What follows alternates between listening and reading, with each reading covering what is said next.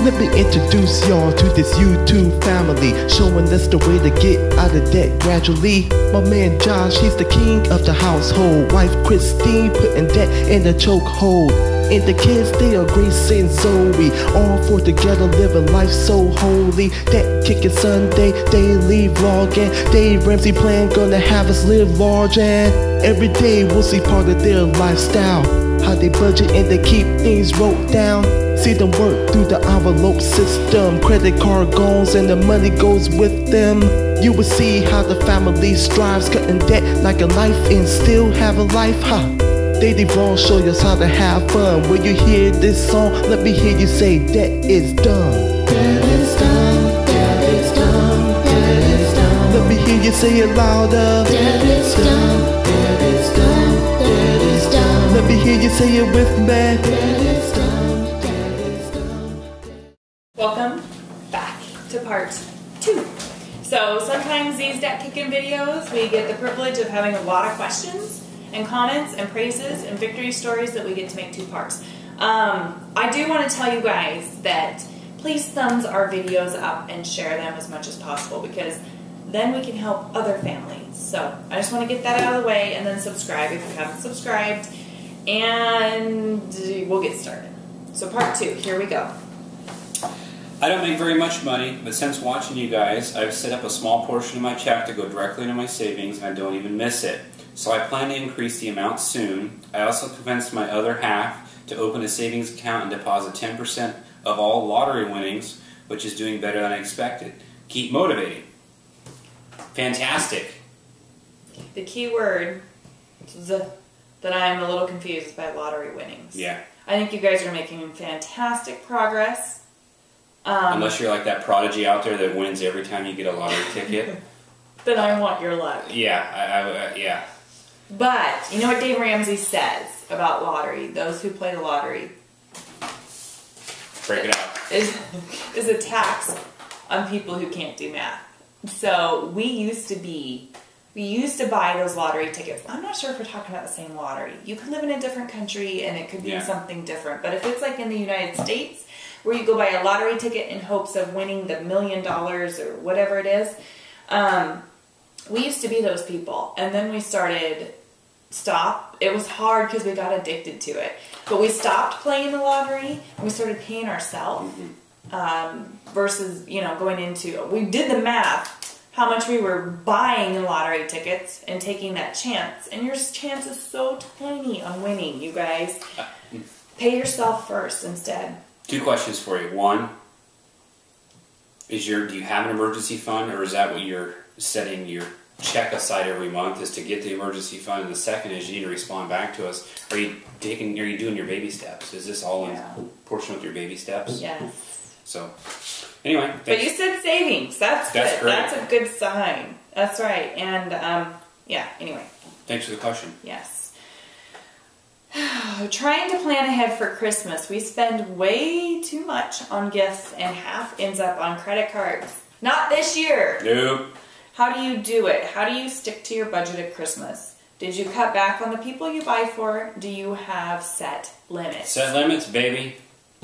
We made it clear to our family in 2009 when we started this plan that we wanted out of debt badly. More than anything. That Christmas was going to be way scaled back, and we have family members that go overboard and crazy. And some parents very much look forward to Christmas.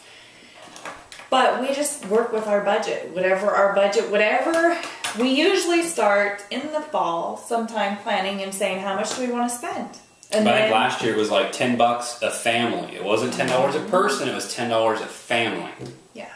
And you know what? I'm probably not going to I don't even want to go shopping for people. I think the broker you are, not necessarily, the broker you are, the better Christmas it is, because you put more thought into it. It means more. And not everybody might like that idea, but once you make up your mind that, hey, you're doing this for your family, and they understand. Like I said, we told them in 2009, hey, this is it. We're doing this for ourselves. So what? Say we're broke for 4 Christmases and then we're out of debt, and you know what? In the rest of our lives, we can buy anything we want. Yeah. So that's right. It was for us. It made a decision to be broke for 4 Christmases or 5 Christmases, whatever it ends up being. And we don't feel gypped. Nope. At all. We don't. I mean, I think we have had the best Christmases. The kids have no idea Yeah. that Christmas is on a budget. I mean, the tree is still packed. Yeah. We just changed the way we do things. We don't spend $50 on a tree. We spend $10 at the cheapest lot near us and cut down our Christmas tree. We do plan throughout the year. Like if we do see something that's $4 or $5, we snap it up if it's in February, and we just hold it till Christmas. We don't wait till December 12th and go, uh-oh, right. I got no money and I got to buy for everything, so we're going to put it all on credit card this year. We've done that. We've done it. We've done it. But we changed that. We keep our eyes open and peeled throughout the year, and we snag as we go. And we're looking at springtime probably being debt free, which you would think, oh, you can buy whatever you want. But we're still probably going to have a $100 Christmas this year for everybody. Socks, Santa stuff, presents for our parents. We have not bought each other a Christmas present for 13 years. My love is love now. See? That's right. And we're not missing out. Nope. So we'll do some Christmas videos leading. We had fun last Christmas, didn't we? We did a giveaway. Yeah. It was so much fun. Thanks for the question. Okay. Josh, I have a question for you. How do you stick to a budget at work? The colleagues who ask you to join them for lunch in the cafeteria, pitching in for gifts, etc. It is my birthday this month, and it is customary to buy a cake for the entire department. That's about 70 people. And that I don't even speak of the vending machines or something that makes you want to spend. Happy birthday! You get to buy cake for 70 people? Oh, goody. How do I do it at work? One, everybody, I'm very upfront at work and tell everybody I don't buy anything for anybody. I'm on the what do you call it? The Dave Ramsey plan, and I'm broke. I don't buy anything for anybody. But the thing is I'm in a job place that I'm one person department, so I'm like clear out away from everybody else. So 90% of the time, I don't get included in other stuff that happens like this. This kind of stuff does happen. They do send around, and I'm just not included in it. You let it go by. But the thing is like, once again, you got to do it for yourself. I mean, if you're on a budget and you open your wallet because it's Friday, it's the end of the week, and it's someone's birthday and you got no money in there, you just pass that envelope on by. I don't feel obligated to have to do it. There was a couple that came through, a couple this week, birthday cards, money, blah, blah, blah, blah. Signed my name off and just sent it on this way. Because really, you got to put yourself first. Yeah. I know it sounds rude, but no, it is what it I is. don't If you think got it's no rude money, at you got all. no money. I mean, it's from what it sounds like from you, it sounds like you're spending a lot, or you could spend a lot of money where you work. There comes a point where you stop lying to yourself and you're just like, self, this is what I can afford. And if there's no money in the budget, you don't feel guilty about it. Dude, seriously. And the whole lunch thing, I pack my lunch every day. There's like once in a blue moon she'll call me and say, I'm in town, do you want to get something for lunch? And we go out and we have a $10 lunch. But that's a treat. I get up every morning, half an hour early, pack my lunch. I don't ever spend the money. It's so much cheaper to just pack your lunch and take it to work. So. And it's healthier than those stinking vending machines, too. And once again, when people go out at work, they're like, well, let's not invite Josh because we already know what he's going to say. Or actually, I've gone with him sometimes, but I've taken my lunch with me. Talk about awkward. We go somewhere and I bust out the PBJ while they're getting, shrimp fettuccine or something. It's awkward. The waitresses start looking at you funny like... But I'm on a budget. I want to be done with this. I want to be going out and getting shrimp fettuccine and not having to worry about it. Yeah. So, good I luck. like that. Okay, next one. This is a long one. This is from Jen on Facebook. Hello, I'm a new Dave Ramsey fan. Yay! And I enjoy watching your Debt is Done videos on YouTube. I have a younger sister who is a freshman in college at Johnson & Wales University on the Denver campus. She will be studying baking and pastry arts and get a bachelor's degree and living in on-campus housing. She got a really generous financial aid package, which included both the subsidized and unsubsidized federal Stafford student loans. Her total amount of debt without adding interest is $5,500. One of the loans has an interest rate of 6.8 and 4.6%. She did also get federal work study and Pell Grant and other scholarships as well. Your sister is awesome. Mm-hmm. My question is, she doesn't have a credit card or a debit card. Good girl. I told her to use the Dave Ramsey debt snowball when paying off her student loans. Should she start to pay them off while she's in school? Is it all right to use, let's see, is it all right to use cash when paying off her student loans? Should she start to pay them while she is in school? Help is appreciated. Thank you. Okay, my first advice, Jen, if you're in a position, maybe you and your sister together, if you live in the same town or close, could go through FPU together. That would be awesome. Gift her an FPU scholarship, which is Dave Ramsey's Financial Peace University. And if you're new to Dave Ramsey, you might want to take it too. Because that will give her such a well-rounded, it will complement her already smart habits she has and help really set her up after school. But also you could buy the book, The Total Money Makeover, if you can't take a class. Dave Ramsey's Total Money Makeover. It's about $15, and you can gift her that. And it's an overview of what is covered in Financial Peace University. I think it's great. Okay, so should she start to pay them off? Absolutely. I paid on mine while I was in school. College kids, they work every day, and they cash flow their school, and they do just fine.